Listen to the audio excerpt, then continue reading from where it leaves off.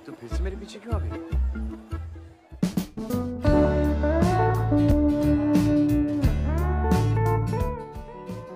Assalamualaikum warahmatullahi wabarakatuh. Halo teman-teman, apa kabar? Kembali lagi dengan saya Setia dari Point Movie, hadir untuk menceritakan alur film yang berjudul Bajrangi Bhaijaan pada tahun 2015. Film ini menceritakan tentang seorang pria baik hati bertemu dengan anak kecil yang tidak dapat berbicara. Pria itu dituntun membawa pulang anak tersebut agar kembali dapat berkumpul bersama keluarganya. Tanpa perlu berlama-lama lagi, langsung kita lanjut pada ceritanya.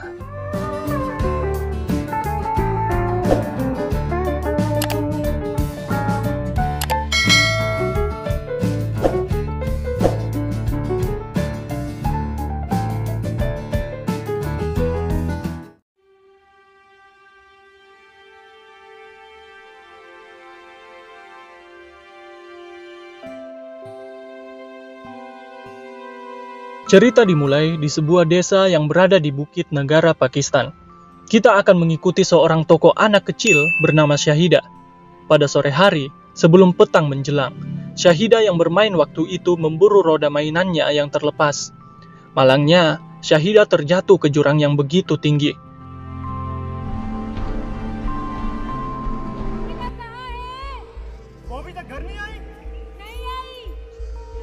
Saat malam hari, warga desa mencari Syahida yang belum pulang.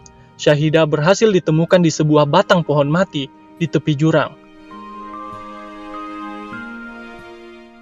Keesokan harinya, ibu Syahida bersama warga desa membicarakan masalah yang dialami oleh Syahida. Ternyata, Syahida adalah seorang anak yang tidak dapat berbicara. Salah satu orang di desa menyarankan agar Syahida dibawa ke Delhi, India, karena menurut pengalamannya, dia dapat berbicara ketika dibawa ke tempat tersebut, yang sebelumnya warga tersebut juga tidak mampu berbicara saat berumur 5 tahun. Ada sedikit pertentangan tentang membawa Syahida ke India, karena untuk warga Pakistan lebih mudah untuk datang ke Amerika daripada harus melintas ke tanah India, karena kedua negara, antara India dan Pakistan tidak begitu akur. Namun ibu Syahida bersikukuh untuk membawa Syahida ke India.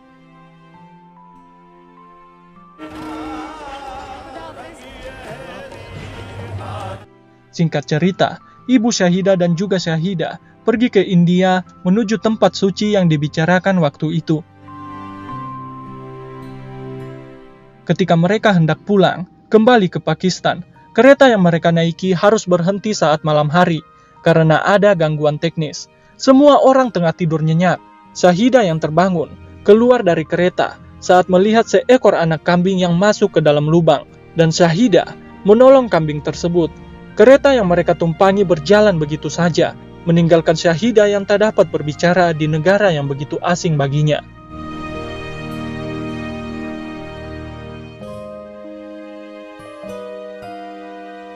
Syahida juga masih berusaha mengejar ibunya dengan menaiki kereta yang sempat berhenti, yang ternyata jalur kereta tersebut berlawanan arah menuju tempatnya untuk pulang ke Pakistan dan berakhir di suatu tempat di India. Sedangkan ibu Syahida kala malam itu begitu panik ketika bangun dan menerima kenyataan bahwa Syahida sudah menghilang. Namun apa daya, kereta telah melewati perbatasan dan ia tidak diizinkan mencari ke negara India tanpa adanya visa. Kembali ke Syahida, ia bertemu dengan seorang pria bernama Pawan. Ia adalah seorang pengikut Bajrang Bali, di mana pengikutnya adalah seseorang yang jujur dan tidak pernah berbohong. Ia adalah orang yang memberikan Syahida makanan dan minuman. Ketika selesai makan, Syahida terus mengikuti Pawan.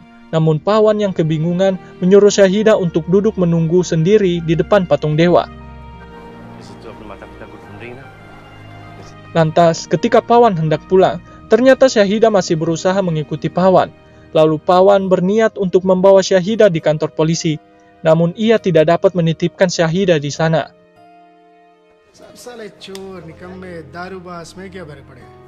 Mau tak mau, Pawan harus membawa pulang Syahida. Dan saat ini, Pawan tinggal di rumah orang tua calon istrinya, bernama Rashika. Saat ini, Pawan sedang menabung untuk membeli sebuah rumah sebagai syarat menikahi Rasika. Selama perjalanan, Pawan membuat kesepakatan bersama Syahida. Pawan akan menyebutkan berbagai daerah. Bila salah satu daerah yang disebut merupakan tempat tinggal Syahida, maka Syahida harus mengangkat tangannya dan mengangguk. Ketika Pawan membawa Syahida ke rumah, calon mertuanya sebenarnya sedikit menentang karena Pawan terlalu peduli dengan orang lain. Sedangkan Rasika begitu kagum dengan kebaikan hati seorang Pawan karena tidak tahu nama Syahida. Orang-orang di rumah memanggil Syahida dengan nama Munni. Keesokan harinya, Syahida menghilang ketika Pawan dan Rasika kembali setelah membelikan baju untuk Syahida. Setelah dicari, ternyata Syahida berada di rumah tetangga sedang menyantap daging. Sedikit cerita, ayah Rasika sebenarnya tidak menyukai tetangganya tersebut karena berbeda keyakinan. Akhirnya, Pawan membawa pergi Syahida dari rumah itu dan pergi membawanya ke warung makan untuk menyantap daging yang diinginkan Syahida. Di tempat itu, Syahida melihat seorang anak yang sedang makan bersama ibunya, yang membuat Syahida kembali mengingat ibunya. Rasika yang merasakan Syahida tengah bersedih, dengan segera menghiburnya dengan bernyanyi dan menari bersama Pawan dan orang lainnya. Singkat cerita, Pawan mengetahui bahwa kepercayaan Syahida berbeda dengan dia. Ketika melihat Syahida mengenakan jilbab dan berdoa di sebuah masjid, Pawan dengan rasa khawatir meninggalkan Syahida, namun dihentikan oleh Rasika.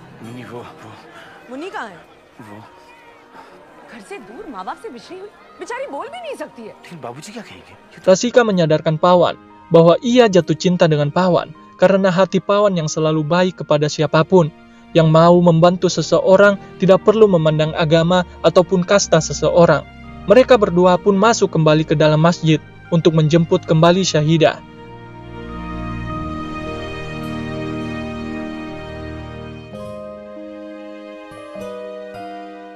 Pawan merasa tidak enak kepada orang-orang di rumah karena harus menyembunyikan mengenai kepercayaan Syahida. Tapi tidak berlangsung lama. Saat malam itu, pertandingan kriket antara India melawan Pakistan. Saat itu, Pakistan berhasil menang dan Syahida benar-benar senang akan hal itu. Ayah Rasika benar-benar geram mengetahui bahwa Syahida merupakan orang Pakistan.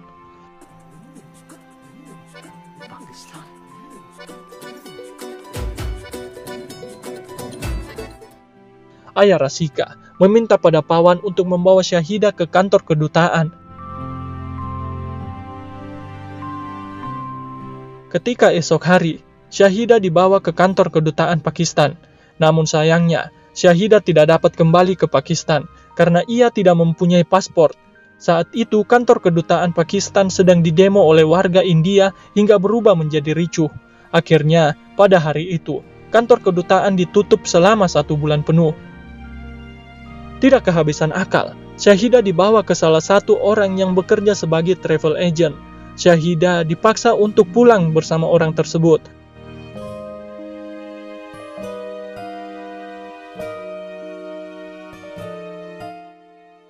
Ketika hendak pulang, Pawan kembali ingin memberikan sebuah hadiah perpisahan untuk Syahida.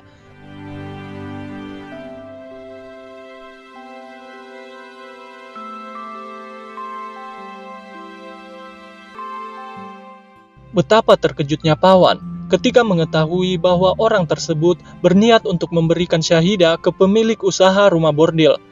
Pawan yang marah memukul semua orang yang berusaha menghalangi Pawan untuk kembali membawa Syahida.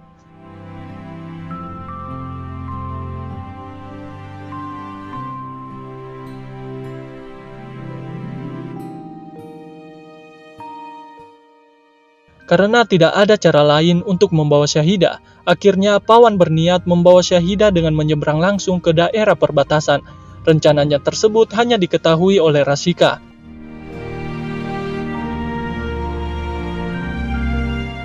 Singkat cerita, Pawan berhasil menyeberangi perbatasan melalui jalur bawah tanah. Karena Pawan adalah seseorang yang jujur, ia bermaksud untuk meminta izin pada penjaga perbatasan. Walaupun ia harus menerima pukulan oleh para penjaga.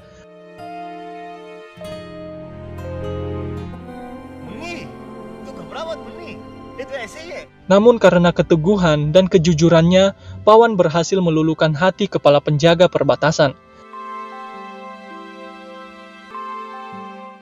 Dalam perjalanan mereka, saat mereka selesai makan, Syahidah mengambil borgol seorang polisi. Mereka berdua pun ditahan oleh polisi tersebut karena tidak memiliki paspor. Pawan pun dicurigai sebagai mata-mata dari negara India. Di kantor polisi, Pawan bertemu dengan seorang wartawan bernama Chan yang ingin mewawancarai Pawan. Di dalam kantor polisi, Syahidah memberikan sebuah petunjuk mengenai tempat tinggalnya pada Pawan yang ia lihat pada sebuah gambar. Tempat tinggal Syahidah merupakan tempat yang dipenuhi oleh rumput hijau. Petugas polisi memperlakukan Syahidah dengan kasar, yang membuat Pawan tersulut emosi dan memukul para petugas di sana.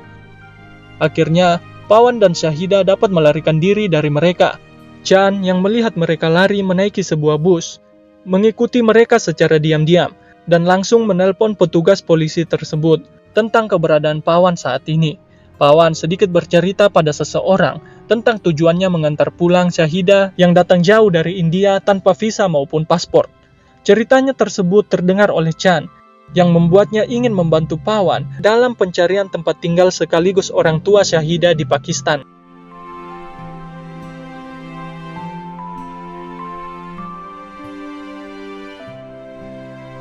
Mereka bertiga pun dicari oleh para polisi, khususnya Pawan yang dicurigai sebagai mata-mata. Saat malam, mereka bermalam di suatu tempat, di mana pada pagi harinya, tempat tersebut dipenuhi oleh anak-anak. Betapa terkejutnya Pawan ketika tahu bahwa tempat mereka istirahat adalah sebuah masjid. Pawan dengan segera berlari keluar dan bertemu seorang ustadz yang baru saja datang. Ia diberikan sedikit nasihat dan sedikit petunjuk sebagai gambaran untuk tujuan mereka selanjutnya, di mana tempat yang mereka tuju selanjutnya adalah Kashmir, yang merupakan perbukitan hijau yang ada di Pakistan. Mereka pergi dengan menumpang sebuah kendaraan atau naik sebuah bus. Selama perjalanan, Chan juga merekam momen kebersamaan Pawan dan Syahidah. Di sisi lain, teman Chan yang merupakan seorang kameramen ditangkap oleh seorang polisi. Ia diminta untuk terus menghubungi Chan dan menanyakan letak posisi mereka. Kembali ke tokoh utama kita, ternyata Kashmir bukan merupakan tempat tinggal Syahidah. Perjalanan yang begitu jauh membuat Pawan berpikir untuk menyerahkan diri pada polisi, agar para polisi dapat mencari orang tua Syahidah. Namun Chan tidak setuju karena itu merupakan pilihan terburuk, di mana ia merasa para polisi tidak akan sebaik itu. Mencarikan orang tua dari anak yang tidak dapat berbicara, kemungkinan terburuknya adalah Syahidah akan berakhir di sebuah panti asuhan.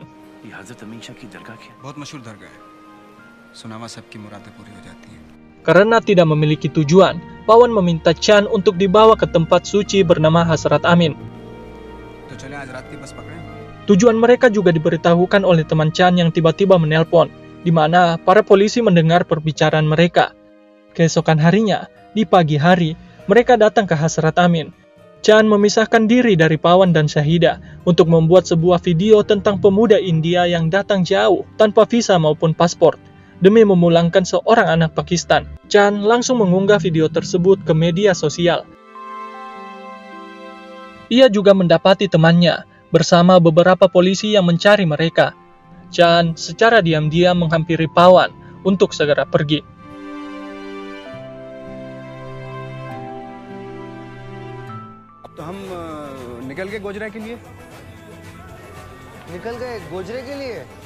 Mereka berhasil lolos ketika Chan berbohong tentang kemana tempat tujuan mereka selanjutnya. Saat mereka beristirahat, Chan memperlihatkan video yang ia buat di Hazrat Amin. Dan Syahidah tanpa sengaja melihat ibunya yang terekam jelas dalam video itu. Ia turun melalui sebuah bus penumpang.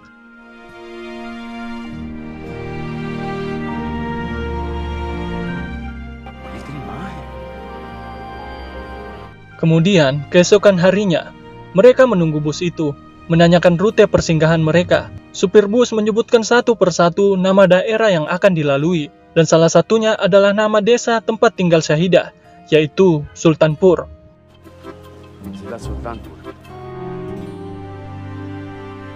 Mereka pun naik sebuah bus menuju Sultanpur, membawa Syahidah untuk pulang ke rumahnya. Sayangnya, pihak polisi memblokade jalan yang akan mereka lalui. Mau tak mau, Pawan harus mengorbankan dirinya dengan berlari dari pemeriksaan, membiarkan ia dikejar oleh sekelompok polisi. Sedangkan Chan membawa Syahida naik ke atas bukit yang merupakan desa tempat tinggal Syahida.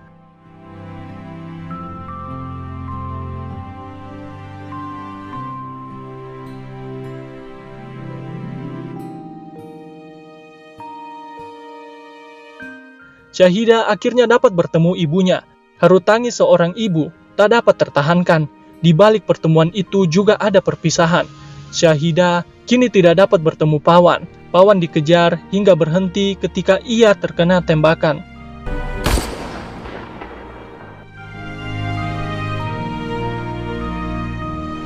Ia dimasukkan ke dalam sel dan diinterogasi serta diancam untuk mengakui sesuatu yang bukan perannya, yaitu sebagai mata-mata. Untungnya, video yang diunggah Chan berhasil memberikan rasa simpati masyarakat kedua negara. Videonya tersebar di mana-mana. Pimpinan kepolisian yang bertugas untuk menginterogasi sudah mendapatkan cukup bukti bahwa Pawan bukanlah mata-mata. Namun sayangnya, ia masih tetap dipaksa oleh kepala kepolisian untuk terus melakukan tugasnya, memaksa Pawan mengakui bahwa Pawan adalah seorang mata-mata. Dari rasa kepeduliannya terhadap negara, pimpinan tersebut tidak mengindahkan perintah atasannya, karena menurutnya perintah tersebut akan mencoreng nama baik negaranya. उन्हें हर हाल में पवन का कन्फेशन चाहिए, डाल दिया गया तो ये हमारे मुल्क की शान के खिलाफ हुआ. Akhirnya, ia menghubungi Chan untuk mengunggah kembali video tentang Pawan untuk menarik semangat masyarakat untuk berkumpul di daerah perbatasan, menjadikan mereka sebagai pengawal Pawan yang akan menyeberangi perbatasan tersebut.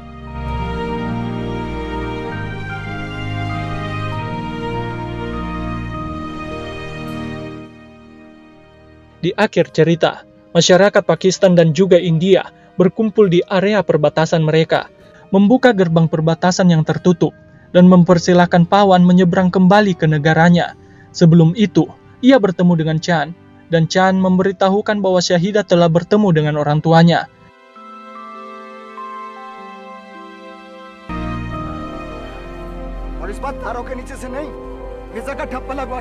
Lantas, ketika Pawan mulai menyeberangi perbatasan, Syahida datang terlambat bersama keluarganya. Pawan tidak menyadari bahwa Syahida telah datang, sampai Syahida dapat mengeluarkan suaranya untuk memanggil Pawan dan mengucapkan rasa terima kasihnya.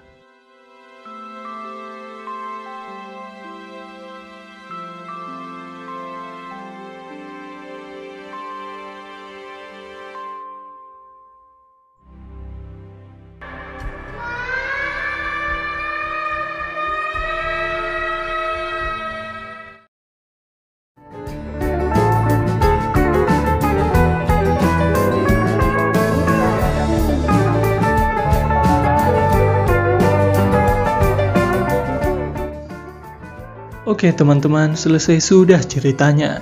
Saya mengucapkan terima kasih buat kalian yang menonton sampai habis. Juga memohon maaf bila ada kekurangan dalam penyebutan kata. Saya Setia, pamit.